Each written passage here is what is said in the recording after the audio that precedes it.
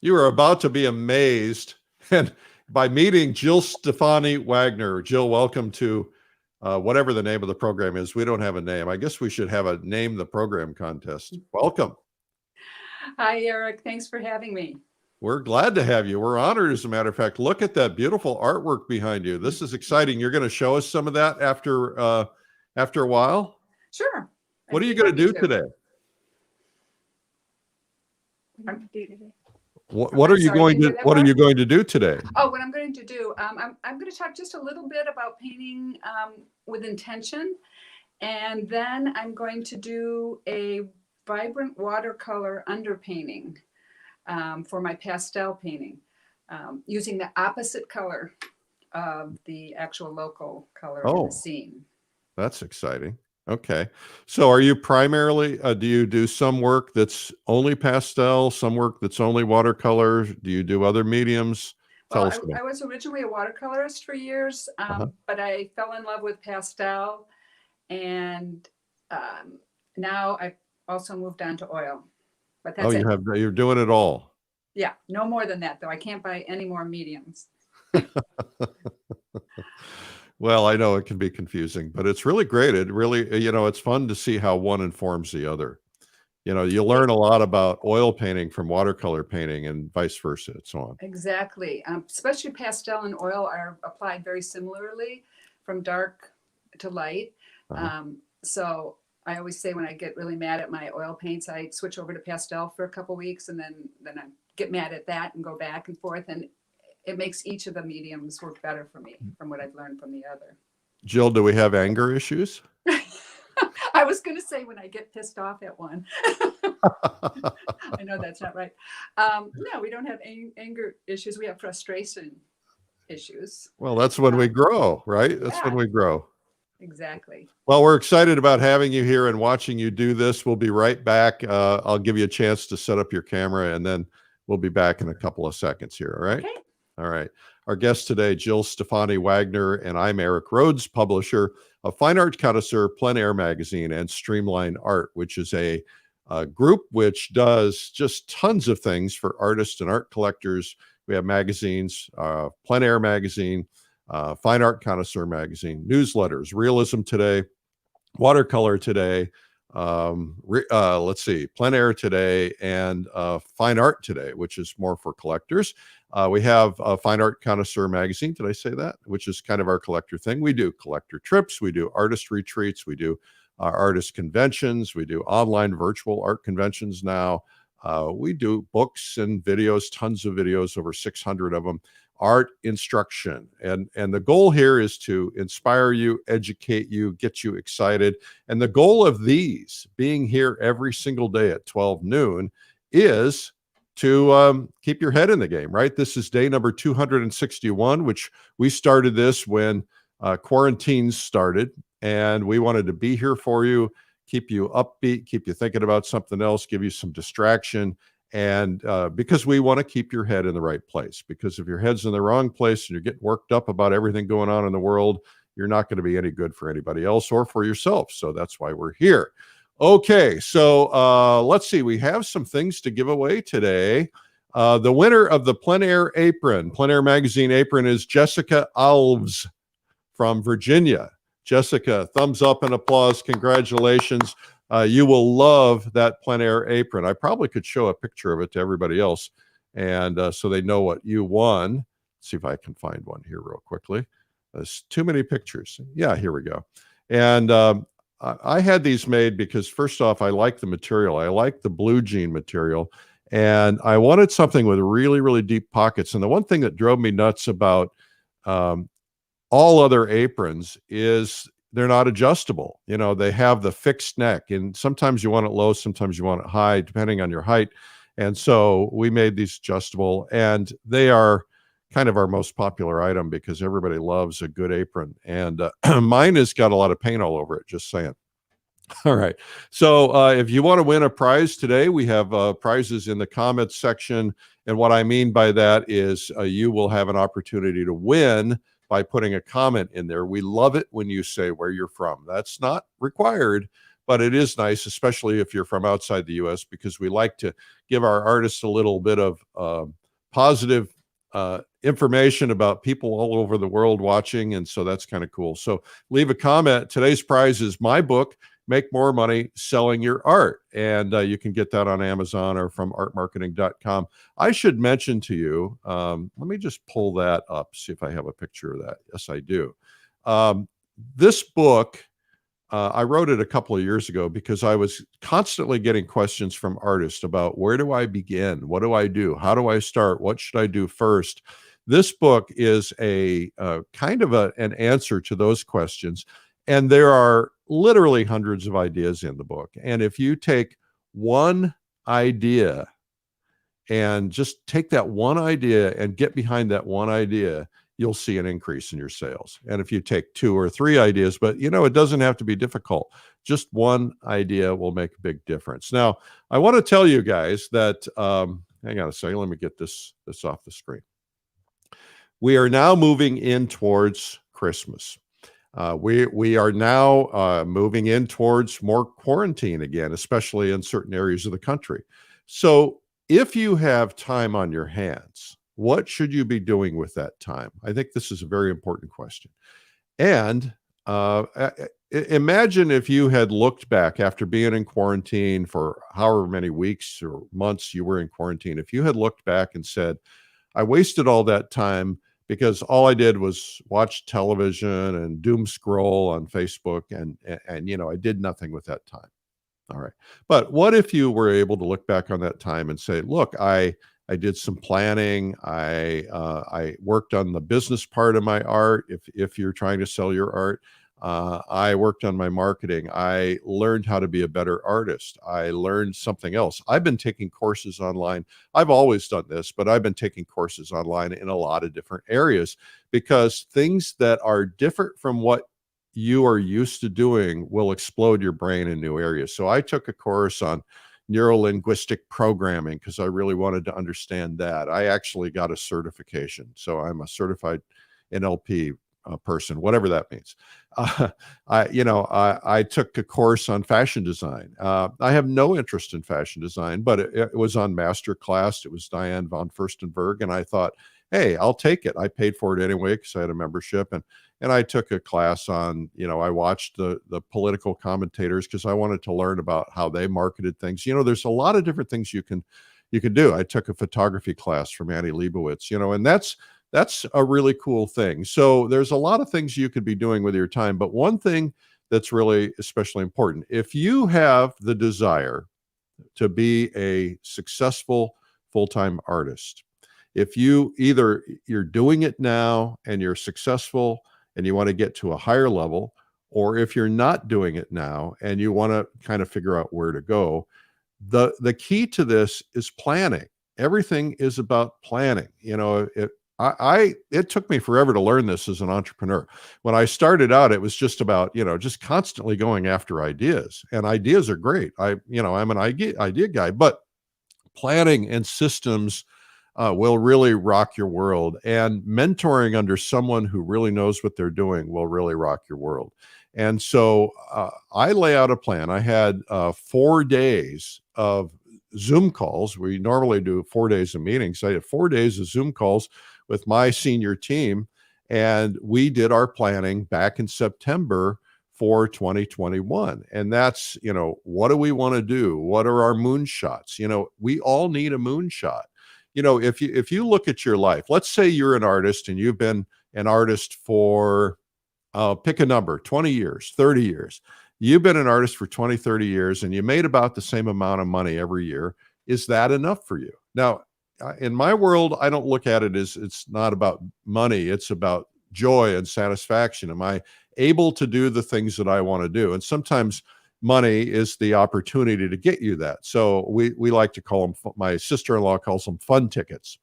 And so do I have enough fun tickets to be able to get on an airplane and go and paint in Paris? Or do I have enough fun tickets to go to the plein air convention? Or do I have fun tickets to do things like that? So it doesn't have to be about money, but oftentimes it is. And as a result, you want to ask yourself, am I satisfied with having, kind of the same year every year, or do I want to figure out how to do a moonshot?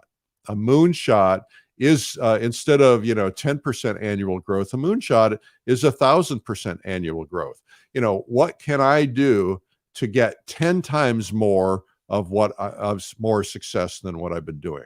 So the way to get a moonshot is, first off, you got to think way, way, way outside of your normal thinking patterns. I started to say outside of the box.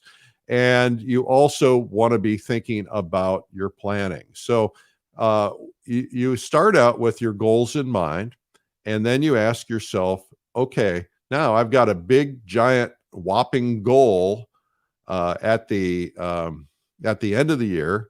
How do I get to that big whopping goal? So then you start dreaming, and then you start putting it into pieces. And so we take those moonshots and we break them into monthly. Okay, what to get to a moonshot? If I wanted to increase something by 1,000%, if I wanted to 10x my business, how do I do that? Well, you can't repeat the same things that you've been doing because those things probably don't work for you. They might help you grow 10%, but how do you grow? So you've got to look at your marketing, your packaging, your everything you do, and ask yourself, is there a new way to get there? And then start brainstorming those ideas, break it into, okay, I've got to do this by this month, and I got to do this by, so break it backwards. The way to eat an elephant is one bite at a time. Break it down backwards, and then break it into weekly goals, and even if you can, daily goals. Like if you've got a moonshot and that I have to bring in $300 every single day, no matter what, you will, if you focus on it, you'll find a way to do it.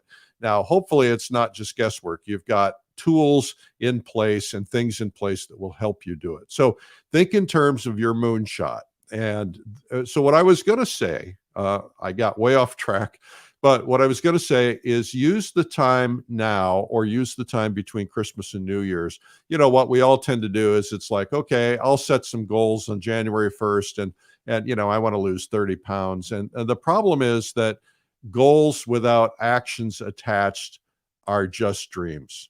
But goals with actions attached will actually happen if you read them all the time, if you follow them all the time, if you pay attention. So take your time, study marketing, get some of my books or videos or somebody else's, take a course, do something, and ask yourself, where do I really want to be? And sometimes moonshots are not something you can do in a year. Sometimes moonshots are a 5-year, you have to decide that. But you want to also ask yourself, all right, how can I do better than last year? How can I do a lot better than last year?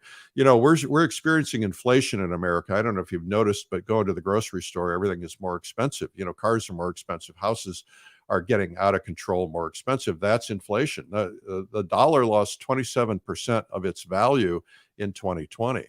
So that means there's 27% inflation. So if you make the same amount of money, you're actually making less money. So if you made $50,000 last year, if you make $50,000 next year, you're actually making less money. That money won't go as far. But if you say to yourself, well, I have to at least keep up with inflation. If we had 27% loss of value of the dollar, I've got to do at least that much better next year. And then, of course, how do you get to where you really want to be? How do you get to those dreams? And so, maybe I'll do a webinar or something on that. But it's at some point we need to be focusing on our goals, and that will really serve you well. And I'd love to help you with it. I possibly can. Anyway, enough about that. I digress sometimes. I don't know if you've noticed. Okay, a couple of things. First off, we're Streamline Art. If you go to streamlinepublishing.com and /everything, you'll see all the things that we offer: books, videos, newsletters, products, TV channels, artist retreats. There's tons of things. If you want to learn a little bit about art marketing, a couple of things for you. You can go to artmarketing.com, which is one of my blog sites. There's tons of things in there, and there's a lot in there about goal setting. If you listen to the Art Marketing podcast, lots of things in there for you. And also, it's at the end of the Plein Air podcast. I'm going to be launching another podcast here soon. Yes, I need more to do. Okay, couple other things. First off, Russia trip is almost sold out. If you're thinking about going with us, you need to get it done. PaintRussia.com. Go look at the talk about hitting a lifetime goal. It's been a lifetime goal for me to take a group. I've taken 2 collector groups to Russia. And this is the first time I've taken a painter group. And I wanted to do something where I took people inland to paint where Levitan and Shishkin and all those people painted, and to where they learned. I'd take them to the great art schools. And so I've been working on this trip really for about 5 or 7 years. I've got artists over there that are going to be joining us. You're going to meet artists in Russia. It's going to be really cool. Also have coming up the Plein Air Convention in Colorado, which is May 23rd through 27th. We think it's going to happen. We hope so. So you might want to check that out. A reminder that the $30,000 Plein Air Salon competition is going on, and you want to get your entries in by December 31st. You have a chance to win some big money, some small money, some money at all, some other prizes, and the cover of the magazine, some stories in the newsletters. There's a lot of different things. Last but not least, we have coming up in late January, Watercolor Live. And we have put together a world-class group of the top artists in the world. I mean, we had to really pull out the stops on our Rolodex, remember that word, to be able to put this kind of a thing together. Nothing like this has ever been done in the history of watercolor, this collective kind of a group. Virtual conference, it's online, it's inexpensive, and it's watercolorlive.com. 28th through 30th, it's 3 days, plus there's a 4th day, which is a beginner day, and it is going to be a ball. So check it out at Watercolor Live. Now, I got an email this morning, and this woman said, I didn't go to Realism Live, which is a virtual conference we did recently. We also did Plein Air Live earlier in the year. And she said, I didn't go because I watch your thing daily, and you're doing Artist Daily, and they're showing how to paint daily. And I didn't go because I figured it'd just be the same thing. And I just said, first off, we have a money back guarantee. If you watch the first day and you feel like you didn't get your entire money's worth in the first day, we'll refund your money. Because we want you to be that happy. But it's totally different. People can put in the comments how it's different, but there's interaction with other artists, a chance to make other friends. There's painting together. The videos are considerably different. First off, a lot of them are pre-produced and edited so that we're able to get a lot of data in. A lot of the demos are a lot longer than what we do on this show. And of course, there's a lot of other information, different kinds of information. So don't let that lock you out, because it will be really amazing. Every day we do this at 12 noon, but we also do a 3 p.m. And today we're doing Daniela Estona. It's called Creating an Elegant Still Life. And this is the video that you're going to get a chance to watch today at 3 p.m. and an interview with Daniela. And I went to Italy and shot this. I did 2 videos in Italy simultaneously. We did them in the same set. We set up in Daniel Graves' studio, which is a phenomenal studio. And Dan would do the mornings, and then she would do the afternoons. That way it was not like killing everybody to do 8-hour days. And this is one of the great instructors in the world. Daniela is, first off, she's so much fun. She's so exuberant. She's a little tiny bit of Italian accent in that English, but you'll learn a lot from her. She's one of the instructors at the Florence Academy, and you are going to really enjoy this. So tune in today at 3 p.m. to see her. Okay, so tomorrow our guest is David Largervan, and this is a little piece of David's work, and so you can tune in tomorrow for David Largervan. And I want to just say to our friends, Happy Hanukkah. Is this the second day, the first day? I think last night was the first candle, so tonight would be the second. So happy Hanukkah to everyone. And now let's get to our guest, Jill Stefani Wagner. You are a very patient woman. I'm happy to be here. I have my assistant Tia on the camera because you wanted to take a look at my studio real quick. So this is the gallery side. I have lots of storage built in, and I keep. Oh, what a great idea. So you made big doors and turned those big doors into your gallery. Yeah, I'm down in the basement. Actually, this was my husband's man cave for a long time, and Yeah. little by little, I took it over, so he hardly noticed until now I own the whole thing. So I have Yeah. a whole bunch more storage back here and a bar, and then this is the work area on this side. Oh, it's big. So do you bring customers down to see the gallery? Oh yeah, definitely. I have 5 galleries that represent me in the Midwest, but I have a lot of people that actually come right to my studio. I think I saw something about you being at a gallery. Was it in Indiana? Oh yeah, I think I saw something about you too. Well, well, okay. I just didn't want to make sure. I didn't want to mention it for sure in case I was wrong about that. But you're in Castle Gallery. I am. What a beautiful gallery. That's one of the It's a most great beautiful gallery, galleries in great America. people. Yeah, really sweet. All right. So thank you for showing us your space. I'm going to let you get started because I talk too much. And so I'm going to put Okay. you on here so you can kind of get rolling. One thing I wanted to talk about just for a minute is painting with intention. I owned an advertising agency for years and couldn't paint at all. So when I finally got back to it, I was so excited that I would just paint anything. I'd replicate photos, I'd go outside and paint, but I never had intention for what I was actually going to create. And I started thinking back to how I did projects in my advertising agency, and we would have a goal. We would have parameters we had to live within, and then we would have a goal that we were trying to achieve. So I thought, why won't that work for paintings as well?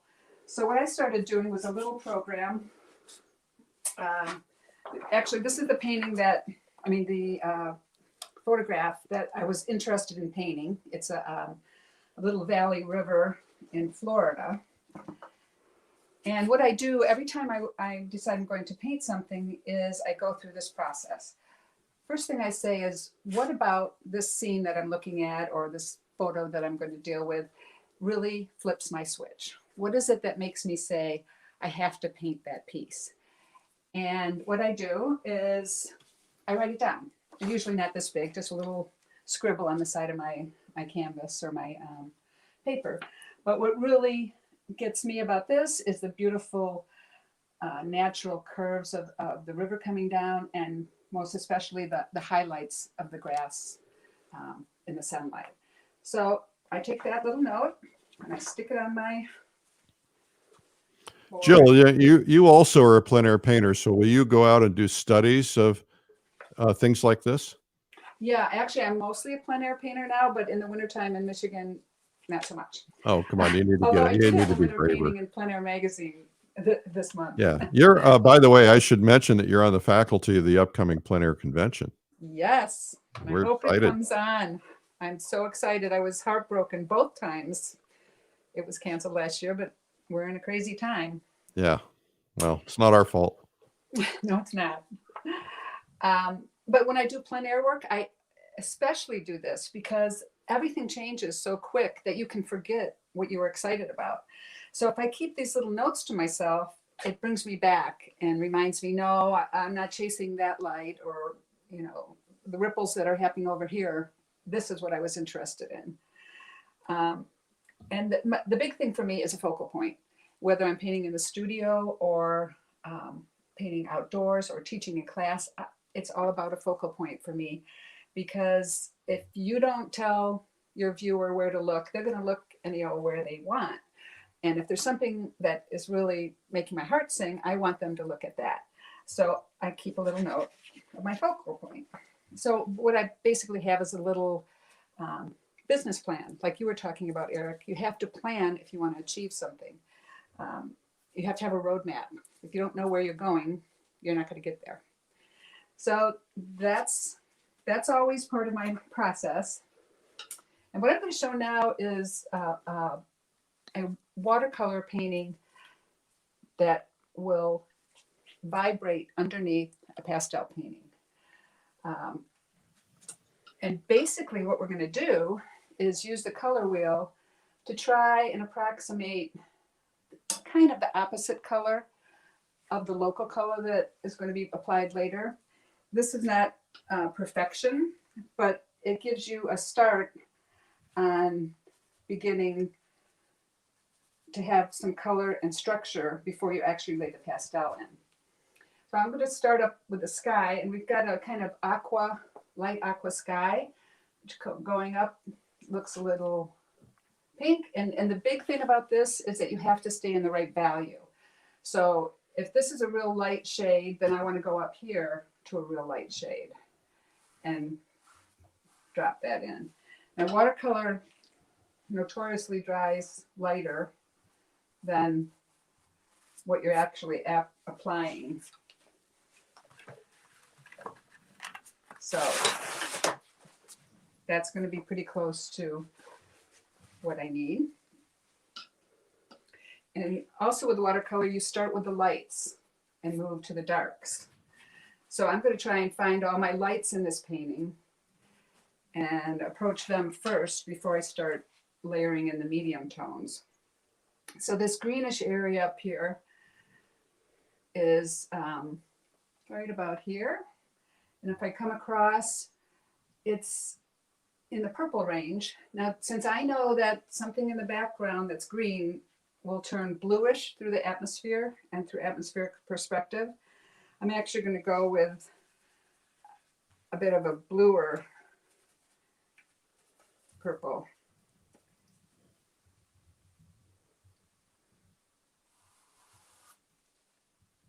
Again, I'm just a little bit more than that.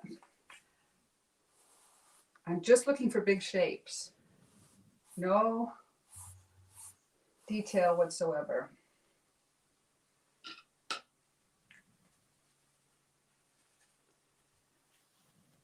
Now, as I come forward, those lighter shapes are also going to be warmer. So when I have a golden shape like that, I'm going to come across.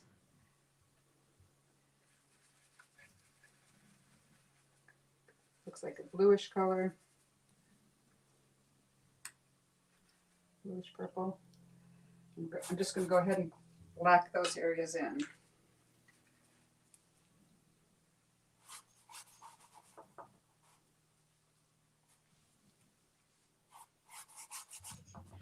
You guys have questions, you can post them in the comments section and I'll try to pass them along.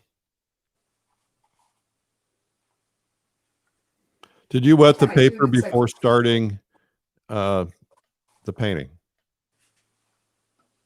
I'm sorry? Did you wet the paper before starting the painting? No, I did not. This is UArt paper, which I love. And I just brush it on dry. And when I'm outside in the plein air situation, it dries really fast. So I just stick it in the sun. What paper are you using? What paper? Oh, it's called UArt, and this is 400 grade. All right. And I'm actually using the paper, although sometimes, and quite often actually, I like to use the board. But this is such a soft kind of image that I like to take my paper and tape it over a bunch of newspaper. I call it packing my paper. So when I draw my pastel across it, I get a real soft feeling, not super hard. And sometimes on board, you get a real hard edge or a real dark edge. So in this watercolor way of doing things, I prefer to use the soft approach to it. You're getting a lot of questions about your color wheel. Is that a Munsell color wheel? And it's similar in the sense that you've got the variations on the hue and the chroma. And yeah, it's not specifically a Munsell one, but what I liked about it was it shows from tints to values. You know, you have your two colors going around here, but what happens when you add white a little bit more? What happens when you add black or dark color a little bit more? And not many of the color wheels do that. So that was attractive to me, especially for my workshops and the way I teach this approach. I'll put the name of it in Amazon. I just bought one. Oh. And it's called a Spectrum color wheel. There you go. I couldn't remember.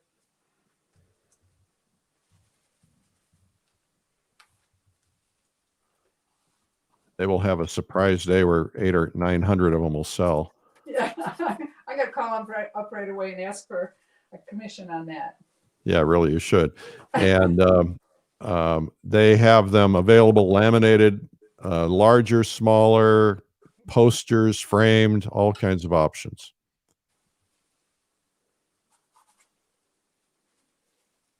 Put in some of these. We're boosting the economy with this program.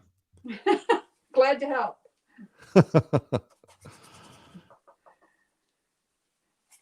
Okay, so getting to that river, which is one of the favorite things for me on this piece, I'm going to lay in, instead of blue, I'm going to lay in the opposite, which is orange.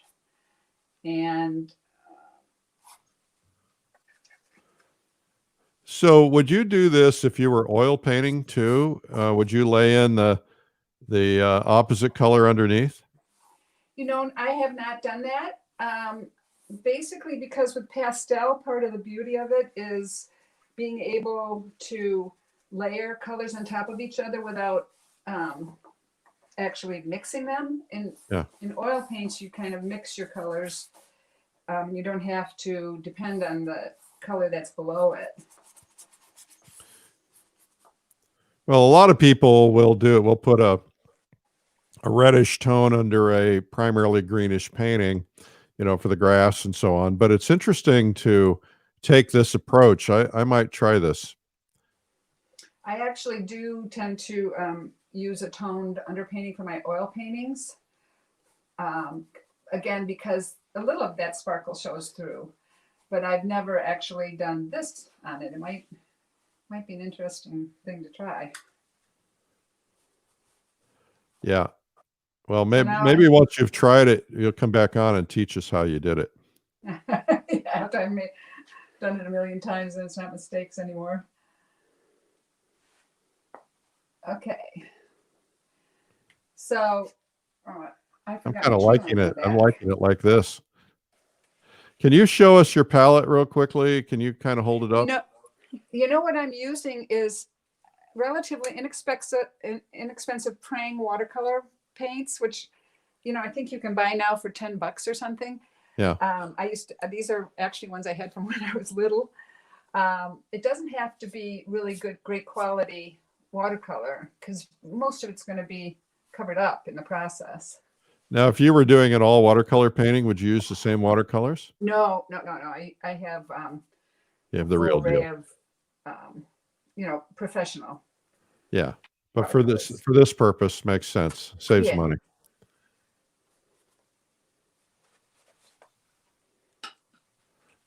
You've got a pretty big audience today. Great. You're obviously very popular. I don't know about that. Well, you will be after today if you're not. You're a good teacher. I'm going to put my darkest things in right now. My darkest shapes. And again, you can see there's no detail in this. It's basically shapes.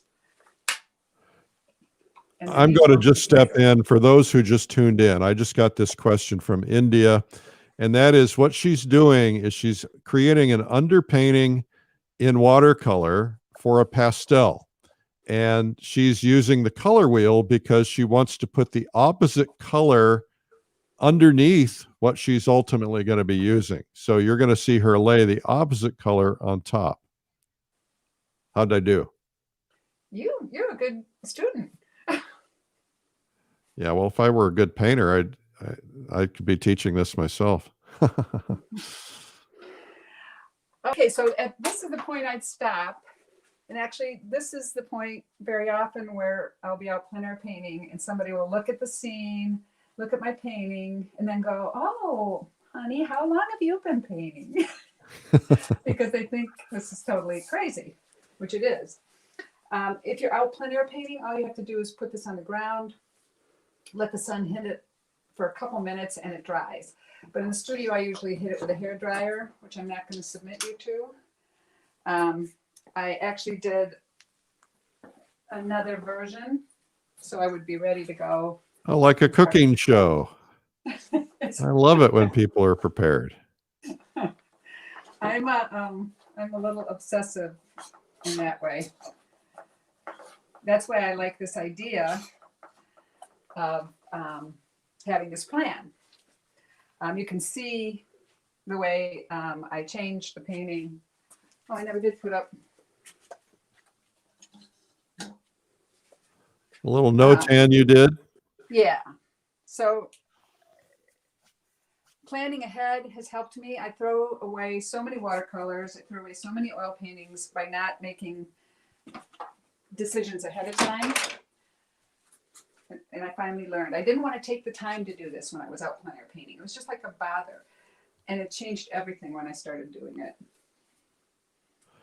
So Peter in England is asking, how do you prevent watercolor from running when I paint my board? It's a much shallower angle to prevent this. I don't really care about the watercolor dripping. Sometimes I'll dab it off, but it just adds to the energy of the underpainting because you're gonna put pastel over it anyway, and I don't want it to be so perfect. I'm open to it being a little more haphazard and, you know, a little more interesting. Okay, I like getting close up on the painting like that. Thank you. So you're laying in some sky. Very lightly, super light. You can always come back darker, but part of the technique and the value of this technique is that you can see through what's happened underneath. Nice. So I'm layering on a little bit darker blue at the top, and I'll feather that together. But still just be cognizant all the time that I don't want to fill the whole thing. And I can always come back. Right now I want to just black in my colors. Yeah, you still got about 15 minutes, so you're doing well. Cool. You can get 2 or 3 done in that amount of time. Oh yeah. Just whip them out. So somebody is asking, what is the science behind putting the opposite color in the underpainting? Well, as long as you're in the same value, you can put any 2 colors together, but especially colors that are complementary to each other, and they make a kind of vibration. Can you get real close to the? And maybe you could just explain for some people who might not know that, what does it mean? What does it mean, complementary color? Oh, a complementary color is basically the opposite on the color wheel. So if red is the color, can we see the color wheel now? Oh, sorry. If red is the color that you're working with, if you want to do the complement, it would be in the greens. If yellow is what you're working with and you want the complement, it's purple. You know, and there's variations of that because purple isn't just one color. Sometimes it's red violet. So that's why this wheel is really helpful. But even if I put 2 different colors in this blue that were similar colors of blue, they would vibrate a little bit too. Oops. The concept is called color harmony.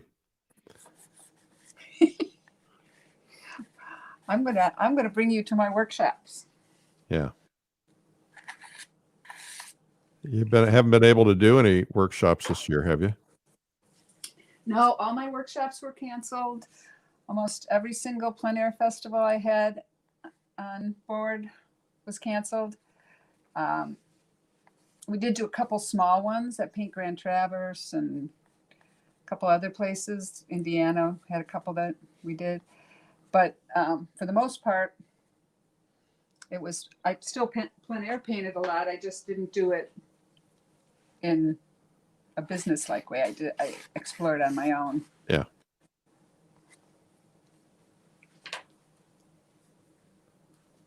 So I'm working down, oops, that's too dark.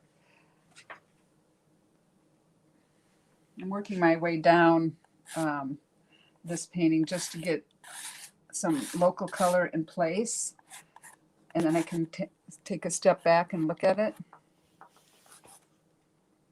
Someone in the comments said complementary colors placed next to each other will intensify each color, both colors. That's right. And it also keeps you from getting too precious, because if part of your business plan is to have these colors vibrate, then you can't overpaint them. I use all different kinds of pastels, and I basically paint with them. But you have to have the right edge going on them.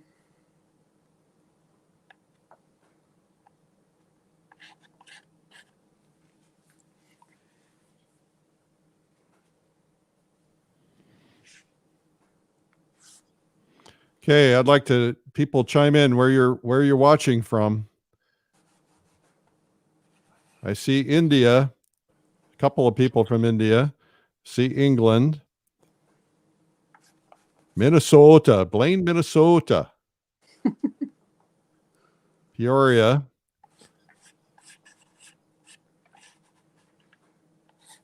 What brand of pastels do you use? Oh my. If you talk to any pastelist, they'll tell you it's a sickness. You have to have so many different types of pastels, because some of them are harder, some of them are softer, some of them have different shapes, and there's just so many colors, and you just have to keep buying them all. Just buy them all. So my favorites are Sennelier, Terry Ludwig, Great American. Oh Lord! I first bought a set of Rembrandts when I first started, which is a medium set, and that was a good starter set if somebody's learning. And it's used usually early in the process, because with pastels you usually work lighter to darker. Uh-huh. Yeah, buying stuff is a sickness, but it's sure a lot of fun. We have Italy, Canada, Quebec, San Diego, Netherlands, Spokane, San Diego, Oregon, Ohio, Kansas, New England. Oh my. Someone has a support group for art supply addiction. Okay, I need that. No, you don't. We need to support the art suppliers. If they don't stay in business, we don't stay in business. I agree. And they are so generous. I was really lucky this year to win quite a few awards in pastel contests, because I wasn't able to be much in my galleries or other places, so I applied to a lot of exhibitions and was super lucky to win a whole bunch more pastels. So I swear to God, I have at least 10,000 pastels. Yeah. Well, you just have to paint more. Yeah, not in my lifetime. It won't. It's like not possible. I'm going to go in and reestablish my darks.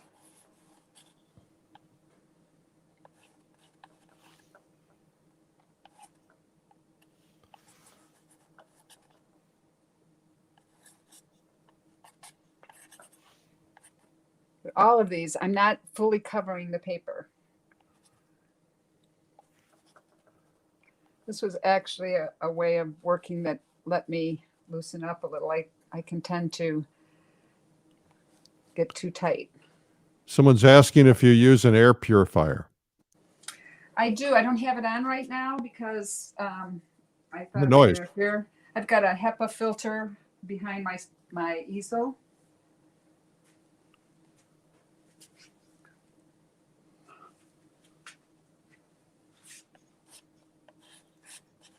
One of the things I do too while I'm painting is I keep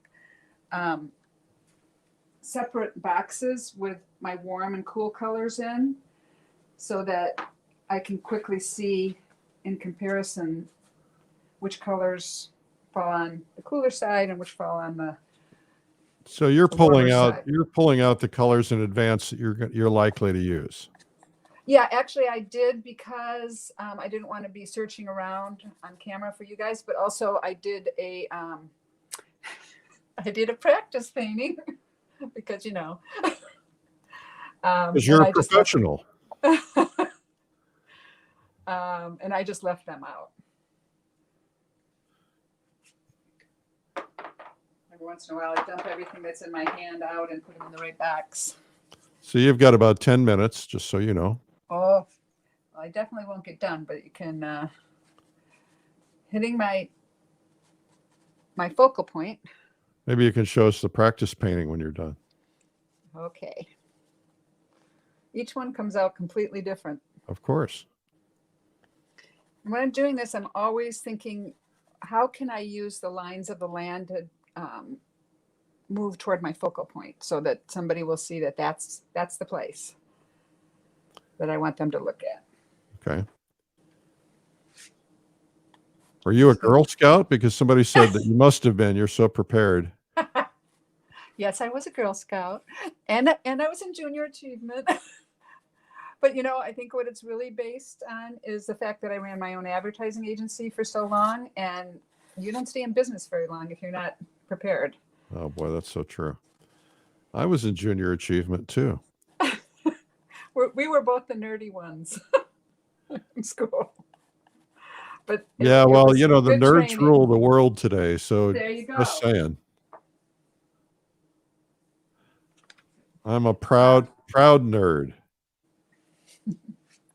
Another thing I do, which is kind of obsessive, if we're going to talk about obsessiveness, I save the pastel dust and the little crumbles that come off my pastels, and I save them by color. So I make these really cool pastels. This is a bunch of dust from greens, but it's a whole bunch of greens in there. How do you collect? You collect it out of your air filter, or how do you do it?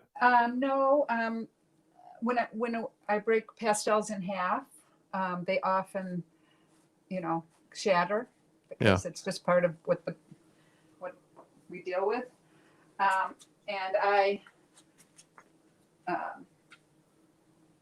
just collect all that till I have a good bunch, and then I put just a smudge of water in it because pastel has the least amount of binder of any medium, so it is almost pure pigment, and that's what part of the glory of it is. It's like painting, you know, with pure color.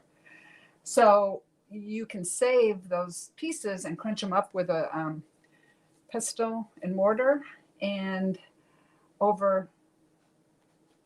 if you smush them down enough, you can't leave big chunks in there. If you put just a little tiny bit of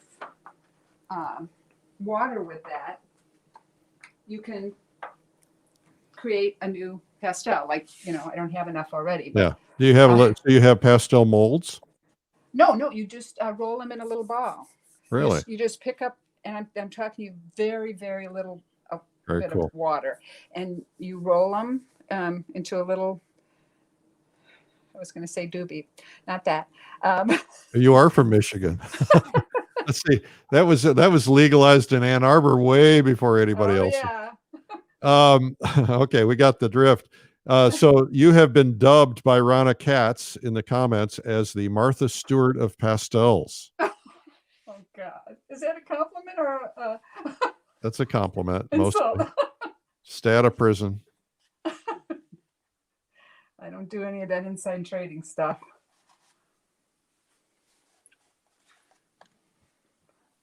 Okay, so now I have,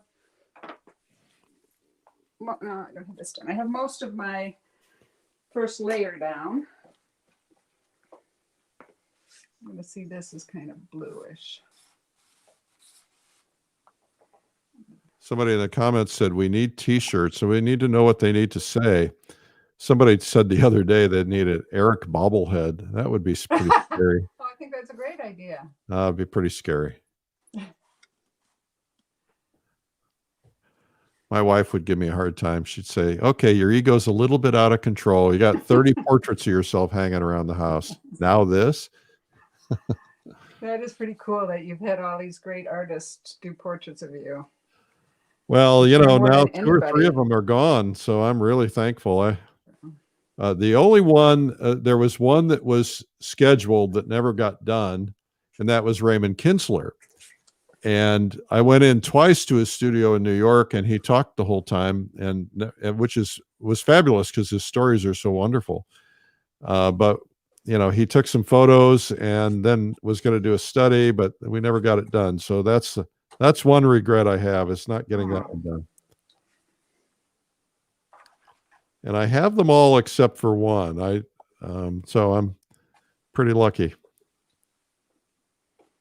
That's got to be a world record or something. For how I don't many? know. There's somebody said that what's the museum in New York, in Smithsonian, the portrait or Yeah, the the portrait gallery. portrait gallery. Somebody said I should contact them. I don't know. It'd be a great show. Well, it'd be kind of weird. Same, one subject.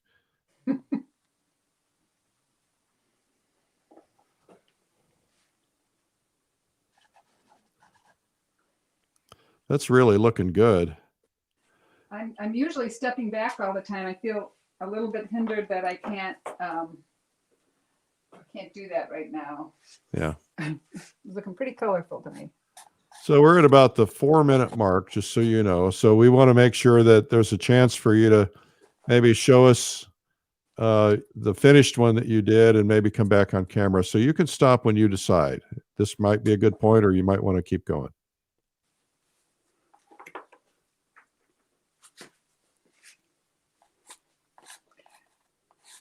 Even though I know some of this is green and or warm green, since it's going back in the distance, I also know that it's going to turn bluer.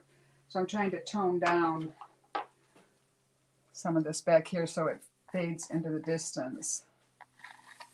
Is this painter this paper is toothy? Is it? It's not sanded paper, is it? It is sanded paper. Oh, it is. Yes. Okay.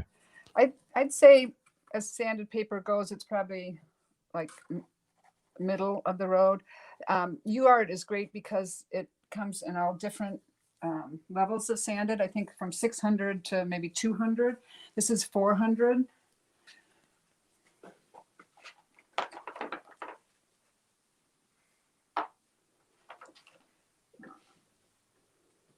So this obviously has a lot more to, oh, that's too dark. Whenever I'm painting, I'm constantly going darker or lighter, lighter, smaller or bigger, warmer or cooler.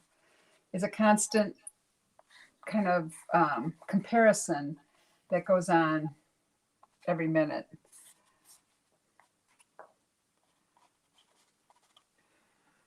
So that's kind of wild and scary. It's still got quite a ways to go. Somebody just suggested we need a hat that says "Art got me through 2020." I'll make it if you'll buy it. By the time I get them done, 2020 will be over.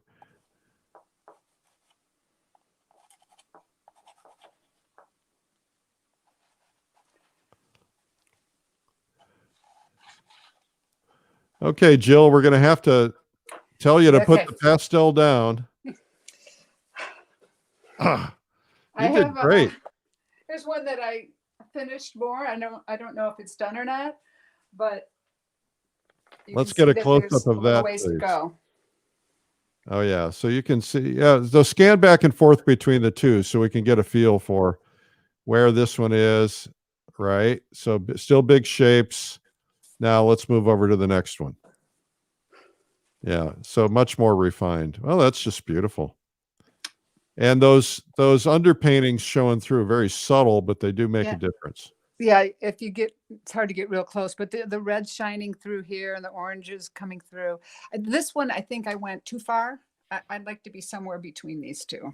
Okay, terrific. Like I need to be snapping my hand with a ruler all the time. Okay. Stop. Show us a little bit more of your studio real quickly, just because some people may have just tuned in late. Are we handheld with the camera? Looks like it. Yeah, my wonderful assistant Tia is All right. doing what Very she nice. can. This Very nice. is my computer area where I do all the business. I work on the concept of multiple streams of income. So I sell a lot of prints to art consultants and hospitals, restaurants, things like that, of paintings that I've already sold.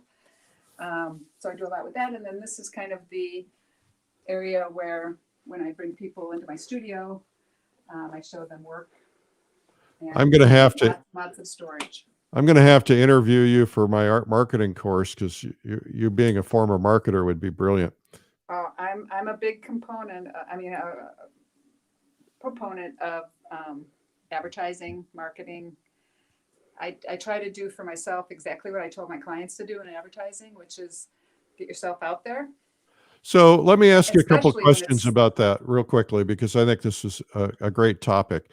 A lot of artists feel like they're selling out if they're advertising. How do you overcome that feeling? I do notice that, and I think they feel not only that they're selling out, but they're bragging because they don't come from a marketing background. But the point is, do you think somebody's going to find you alone in your studio? It's not like the old days where the galleries paid for artists to paint and then promoted them. Right now, galleries are retail, and if they don't sell your painting off the wall, they're not going to support you. So I advertise in Plein Air Magazine and Fine Art Connoisseur and some other locations. And I do you might as well tell you now, there are no other locations. Well, I was nice enough to avoid saying them. But I do Facebook a lot and Instagram, and I did Twitter for a while, and I do newsletters and art alerts. And I'd say my marketing is at least 40% of the 50 to 60 hours a week that I spend on art. Yeah, that's pretty impressive. Dealing with my galleries and entering shows, that's all marketing too.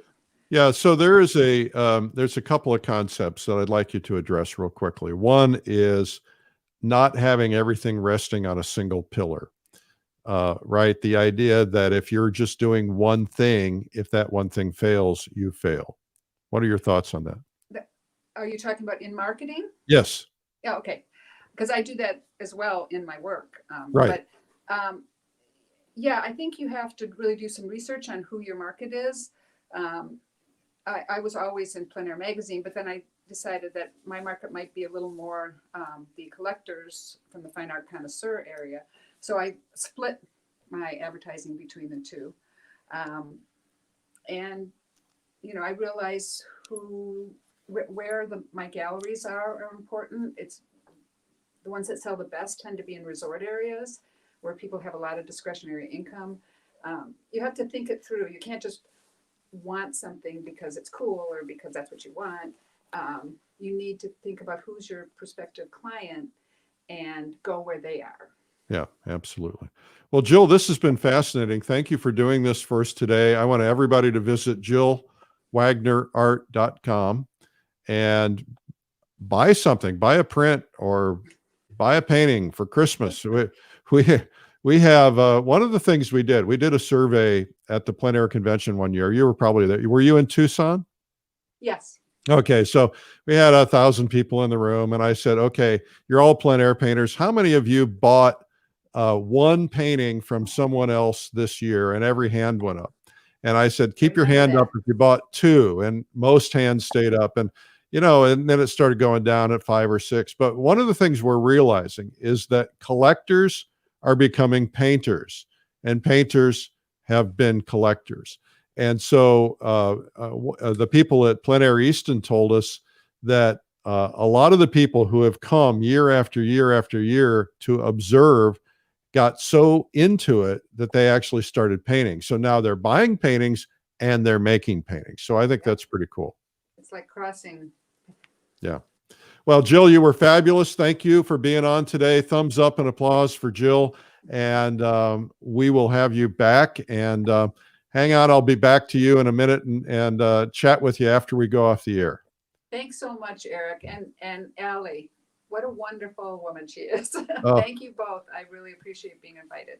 Allie is amazing. She runs that part of my life. I have two amazing women in my life that basically keep me under control. Thankfully, I would be on the streets homeless without those two. All right, we'll see you soon. Okay, what a great demo. That was fabulous. Jill Stefani Wagner. I'm Eric Rhodes, and thank you for tuning in. I just want to play something for you real quickly. We're probably a little over, and we might have gotten cut off on a couple of things. But first off, happy Hanukkah. Tomorrow, David Largevan is going to be demoing. It looks like acrylic. We'll find out more about that. And check this out. Join the world for Watercolor Live, the ultimate watercolor learning event, January 27th to 30th. 4 days of online art lessons from top master watercolor artists from around the globe. Learn to paint nature, people, cityscapes, flowers, and more. Become a better artist. Click the link to learn more and get our free ebook, 101 Watercolor Secrets from the Top Masters. And of course, you want to get signed up soon before the price goes up. That's watercolorlive.com. Thank you again to Jill. Thank you for watching today. Remember, it's time to start thinking about your goals and working on 2021. A lot of artists have had a really good year in 2020, surprisingly. And we, of course, don't know what's around the corner, but stay positive, stay upbeat. Don't let it bring you down. You know, what did they say? Don't let the bastards get you down. Did I say that? My mother is going to be all over me for that. All right. Thank you for being here today. I'm Eric Rhodes, publisher of Fine Art Connoisseur and Plein Air Magazine and Streamline Art. Take care. Bye-bye.